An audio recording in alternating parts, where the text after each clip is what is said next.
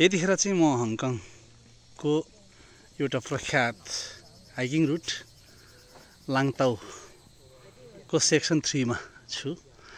यो चाहिँ हामी माथि बिग बुद्ध जाने क्रममा छौँ। यो चाहिँ लाङताउको चाहिँ पिक हाइटमा छ, हङकङको दोस्रो ठुलो उचाइमा रहेको पिक हैन। यहाँ चाहिँ हामी घुम्न आएका छौँ। एउटा मेमोरी अब गाउँमा भयो जस्तो लाग्ने, एउटा आफ्नो नेपालमै भयो जस्तो एउटा महसुस भइरहेको छ यो ठाउँमा हेर्दाखेरि चाहिँ। नरेश काका र हेर्नु न। नमस्ते सम्पूर्णलाई। आज हामी चाहिँ लाङताउ डाँडाको फेदमा अब केही बेरमा हामी बिग बुद्ध पुग्छौँ। यो रेस्क्यु ट्रायल अब केबल कारको मुनि अब उद्धारको लागि चाहिँ अब हिँडेर चाहिँ हामी तुनचुङ पुगेर चाहिँ आजको पदयात्रा समापन। सेकेन्ड हाइएस्ट पिक हो। फर्स्ट पिक चाहिँ ताई मोसान भन्छ। अब हामी जो बस्छौँ यो न्यू टेरिटोरीमा पर्छ। यो चाहिँ लाङताउ आइल्यान्ड भन्छ। लाङताउ सेक्सन 3 को चाहिँ विजन पाथमा छु नि। यो मैले अघि देखाएको थिएँ। यो लाङताउ पिक त्यो ठडाको खास यस्तो अग्लो यो ठडाउनुको कारण चाहिँ के रहेछ, यो काठले चाहिँ ठडाएर राखेको छ। यसको अर्थ केही होला मैले बुझ्न सकिनँ खास भन्नु पर्दाखेरि चाहिँ। जे होस् केही न केही यो धार्मिक रूपमा धार्मिक केही अस्तित्व छ होला यसमा भन्ने बुझौँ हामीले होइन। त्यो अनुसार लिउँ। यहाँ चाहिँ धेरै मान्छेहरू यसो हेर्दाखेरि चाहिँ अब एउटा सहरको कोलाहलमा होइन बसिरहँदाखेरि एउटा शान्त ठाउँमा चिसो हावा खानको लागि आएर एउटा आनन्दले बस्ने ठाउँ, एउटा धार्मिक आस्था बोकेको ठाउँ जस्तो मान्दछु। जे होस् एकपटक घुम्न आउन चाहिँ पर्ने ठाउँ नै रहेछ यो चाहिँ। यतिखेर चाहिँ बिग बुद्धको चाहिँ काखमा छु, ठ्याक्कै बिग बुद्धको काखमा छु। यहाँबाट ठ्याक्कै देखिन्छ यो बिग बुद्ध। धार्मिक रूपले चाहिँ प्रसिद्ध स्थल। यहाँनिर पार्कहरू सहित होइन। यो चाहिँ बिग बुद्ध ठ्याक्कै हामी देख्न सक्छौँ। म थोरै जुम गरेर देखाएँ यहाँलाई। यहाँबाट चाहिँ बिग बुद्ध है। त्यस्तै गरी यतापट्टि पार्क छ, फुलहरू देखिन्छ, बाग भनौँ न, बगैँचा। यो चाहिँ पितृहरूको नाममा चाहिँ धुप बालेर चाहिँ राख्ने ठाउँ एउटा। यो चाहिँ गुम्बा भयो यहीँको साथमा। यतापट्टि पछाडिपट्टि चाहिँ बिग बुद्ध, यता चाहिँ गुम्बा। थुप्रै भक्तजनहरू आउने रहेछ। अघि जसरी चाहिँ विजम पाथमा चाहिँ मान्छेहरू आफै बसेर त्यहाँ एकान्तमा बसेर ध्यान गरेको हामीले देखेका थियौँ। यहाँ चाहिँ फेरि पितृहरूको नाममा चाहिँ धुपदार गर्ने ठाउँ। यतापट्टि गुम्बा, यता पछाडि चाहिँ बिग बुद्धको चाहिँ चित्र हामी देख्न सक्छौँ। यो गुम्बाको अगाडिपट्टि चाहिँ ठ्याक्कै बिग बुद्धको मन्दिर होइन। गुम्बाको अगाडि चाहिँ कमलको फुलहरू चाहिँ यसरी राखिएको छ, उत्पादन गरेको छ यहाँ होइन। यहाँ चाहिँ सामानहरू पाइने गुम्बा भयो। यहाँनिर म देखाउन गइरहेको छु यो ठाउँ जहाँ चाहिँ बसेर पितृहरूको नाममा चाहिँ त्यहाँ घुँडा टेकेर बसेर त्यो गुम्बातिर फर्केर चाहिँ बाल्ने, पितृहरूको नाम जप्ने। यो चाहिँ अघि हामीले तल लिएको चाहिँ के अरे फेदबाट लिएको चाहिँ गुम्बा यहाँबाट प्रष्ट देख्न सकिन्छ। यो बाटो लङपिङ भिलेज यो चाहिँ। र यो सिँढी देखिन्छ। यो सिँढी चढेर चाहिँ हामी अहिले आएको। त्यतापट्टि माथि हामीले चाहिँ केबल कारहरू मुनिरहेको दृश्य देख्छौँ। यता अघि नै यो पिकको बारेमा अघि भनिसकेको छु। यो हाम्रो बिग बुद्ध सिँढीबाट आएको। यो चाहिँ बिग बुद्धको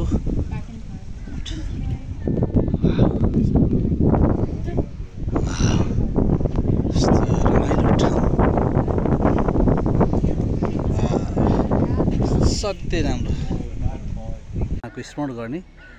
सम्पूर्ण चाहिँ हाम्रो दिवाङ्गत भइसकेका पितृहरूलाई चाहिँ खेमाहरूलाई चाहिँ सम्झिने र यहाँनिर बसेर चाहिँ हामीले चाहिँ स्तुति गर्ने, उहाँहरूको स्मरण गर्ने होइन। त्यसपछि यो चाहिँ गुम्बातिर फर्केर चाहिँ हामीले चाहिँ उहाँहरूको नाममा चाहिँ नाम स्मरण गरेपछि हामीले चाहिँ उहाँहरूको नाममा चाहिँ धुप बाल्न पाइने भयो। जसरी यहाँ देख्न सक्नुहुन्छ उहाँहरू चाहिँ पितृले सम्झेर पुज्नु भएको छ। अनि त्यसपछि त्यो पाँडो बालिसकेपछि हामीले चाहिँ यहाँ राख्ने धुपहरूलाई राख्ने ठाउँ चाहिँ यस्तो व्यवस्थित गरिएको छ। यहाँनिर देख्न सक्छौँ अघि भर्खरै पनि अघिल्लो भिडियोमा हामीले राखिएको उहाँसम्म चाहिँ छ। यतापट्टि चाहिँ हाम्रो बिग बुद्धको टाउको मात्रै देखिन्छ। यो चाहिँ यता पार्क होला र पार्क पनि छ। एकपटक हङकङ आइसकेपछि आउनुपर्ने ठाउँ होइन, धार्मिक हिसाबले चाहिँ प्रसिद्ध र एउटा धार्मिक आस्था उनीहरूको लागि आफ्नो पितृहरूको लागि चाहिँ केही गर्न चाहनुहुन्छ भने धुपदार गर्न चाहनुहुन्छ भने आउनुपर्ने ठाउँ रहेछ। यो चाहिँ विशेष गरी धार्मिक आस्था बोकेको ठाउँ। यो चाहिँ यतापट्टि पार्क पनि छ कि होइन? फोटो खिच्ने भ्यू मेन पोइन्ट चाहिँ त्यहाँ छ। यो चाहिँ अब यो चाहिँ भ्यू पोइन्ट। यो चाहिँ लाइटिङ होइन, पुरा नाइटमा चाहिँ अब लाइट झिलिमिली हुने हो। अहिले चाहिँ हामी दिउँसो नै छौँ, त्यसले गर्दाखेरि चाहिँ जे होस् एकपटक हङकङ आउँदाखेरि चाहिँ आउनुपर्ने ठाउँ। यहाँहरू पनि यदि हङकङ आइपुग्नु भयो भने यो धार्मिक स्थलमा आउनु होला र बिग बुद्धको दर्शन गर्नु होला, पितृको नाममा धुपदार गर्नु होला। फलिफाप हुनेछ यहाँहरूलाई, पितृहरूको आशीर्वाद लाग्नेछ। पितृहरूको स्मरणले जहिले पनि हाम्रो पितृ खुसी रह्यो भने हामी दुखी हुनु पर्दैन। उहाँहरूले हामीलाई आशीर्वाद ब्लेसिङ दिनुहुन्छ। यो चाहिँ यहाँहरूले चाहिँ बुझ्नुहुनेछ। जो चाहिँ धार्मिक आस्था राख्नुहुन्छ उहाँहरूको लागि विशेष गरी अत्यन्तै रमाइलो ठाउँ होइन। यहाँ चाहिँ भ्यू यहाँ देख्न सक्छौँ हामीले।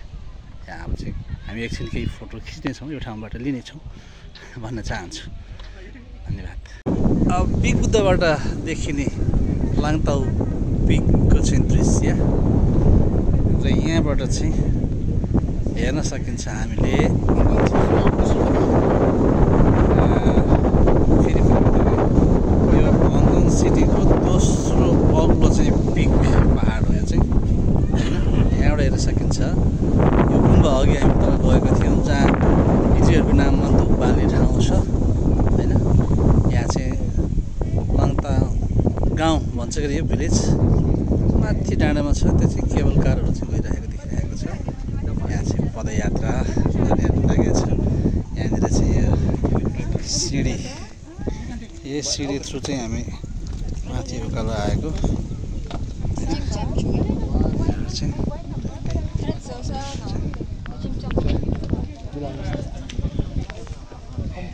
यो हो बिग बुद्ध।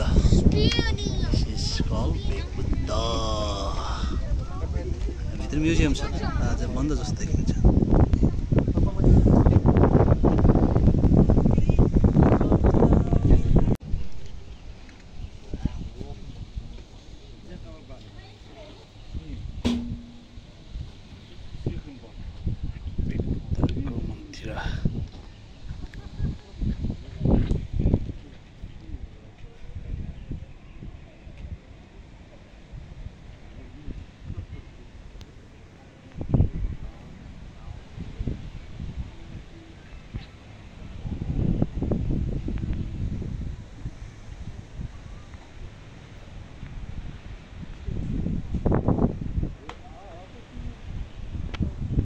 यतैखेर चाहिँ हामी बिग बुद्धको दर्शन पश्चात मोङपिङ 360 को चाहिँ यो केबल कार स्टेसन यहाँबाट सुरु भएको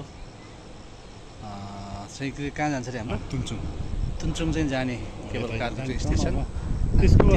हामी चाहिँ ठ्याक्कै त्यसको मुन्तिरबाट हाम्रो पदयात्रा चाहिँ त्यसको मुन्तिरबाट समापन गर्नेछौँ हामीले। यो पदयात्रा चाहिँ ठ्याक्कै यही बाटो हामी जाँदैछौँ। हामी पनि ठाउँको नाम बिर्सिन्छौँ है, ठाउँको नाम तुङचुङ पुग्छ। तुङचुङ पुगेर चाहिँ हामी तुङचुङ पुगेर चाहिँ हाम्रो पदयात्रा सिद्धिनेछ।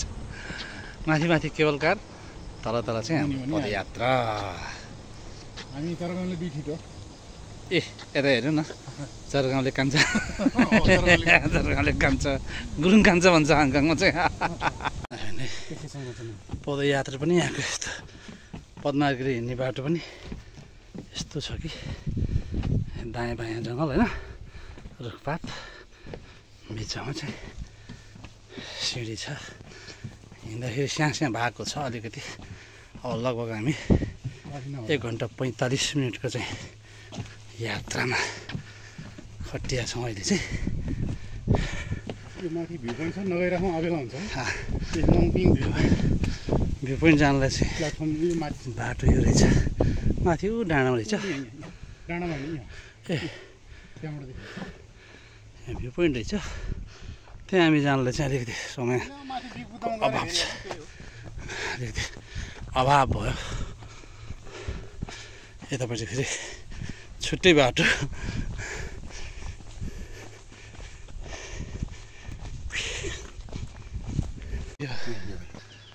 पद्मार्का सिँढी है हामी यहाँबाट चाहिँ केबल कार उता हिँडिरहेको छ त्यो भ्यू पोइन्ट होइन छोडेर आएको हामीले बिगबुद्ध उता छ हामी छोडेर आयौँ अहिले अब हामी जाँदैछौँ केबल कार माथि माथि हामी मुनि मुनि ठ्याक्कै ट्रेल सरासर त्यहीँसम्म नपुग्नुन्जेलसम्म हामी मुनि मुनि हुन्छ माथि केबल कार। यो चाहिँ मकाउ ब्रिज यहाँ देख्न सक्छौँ हामी जुम गरेर देखाउँछु अलिकति भ्याउँदो रहेछ ल यहाँसम्म चाहिँ हामी माथि माथि हुन्छ होइन त्यसपछि मन्दिर चाहिँ पानी मन्दिर टनलमा गएर त्यो फेरि उत्तापट्टि परदेखि चाहिँ त्यहाँ लगभग कति 45 किलोमिटर जति होइन यो भन्नाले यता एयरपोर्ट छेउबाट चाहिँ मकाउसम्म जानले 45 समथिङ त्यस्तै मकाउ जोड्ने ब्रिज रहेछ यो चाहिँ। धन्यवाद छ जानकारीको लागि नरेश कुमार गुरुङलाई। यो चाहिँ हाम्रो केबल कारको एउटा बिसाउने भनौँ न अब नेपालीमा भन्नु पर्दाखेरि आपतकालीनको लागि है आपतकालीन एउटा आपतकालीन पर्यो किनकि यो बाटो नै रेस्क्यु बाटो छ पदमार्गमा छौँ स्पेसली यो चाहिँ रेस्क्यु मार्ग पनि रहेको छ यो चाहिँ 360 होइन पदमार्ग पनि रहेछ आपतकालीन अब त त्यस्तो केही समस्याहरू आयो भने यो खालको सुविधा बिचैमा क्या केही आपतकालीन अवस्था आयो भने सुझाउन सकिने यो खालको व्यवस्था यहाँ रहेको रहेछ धन्यवाद छ। अब हामी जाँदैछौँ त्यसपछि हामी जाने सिटीको नाम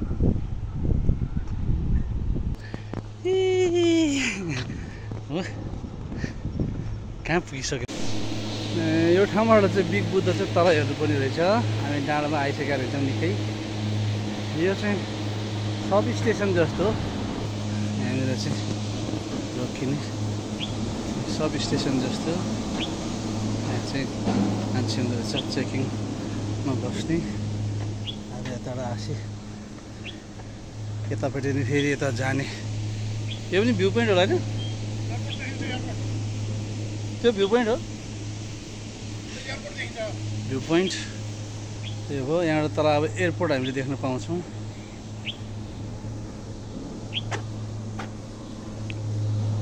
त्यही केबल कार तुङचुङ देखियो तुङचुङ एयरपोर्टको यतापट्टिको तुङचुङको यतापट्टिको भएको छ एउटा चाहिँ काठको सिँढी छ त्यो T1 भयो उता गयो T2 भयो होइन T3 उता छेउमा बनाउँदैछ देखिन गाह्रो छ है। अब फेरि ओह्रालोको बाटो फेरि यो चाहिँ काठको बाटो रहेछ फेरि पार्केट जस्तो पार्केट ओछ्याए जस्तो होइन काठको बाटो परमात्रा यति व्यवस्थित बनाएको छ कि के को काठ हो यो ल यस्तो राम्रो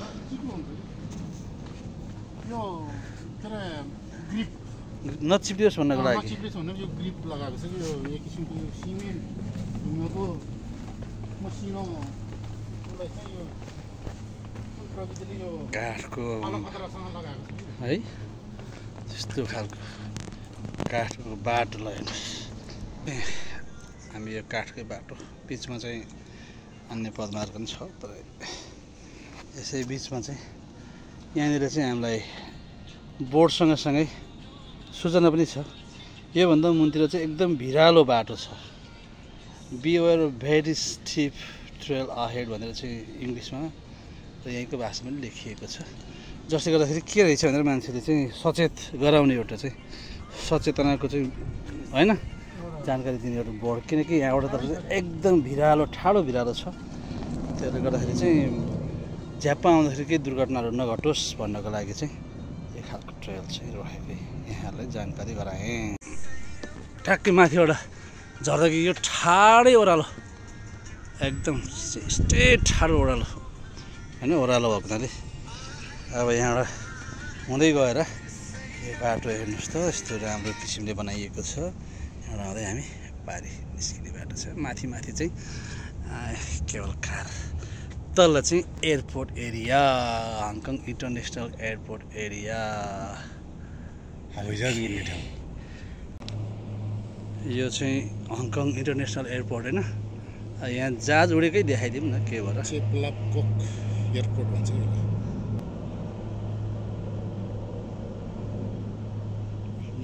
पुरानो ठाउँ हो।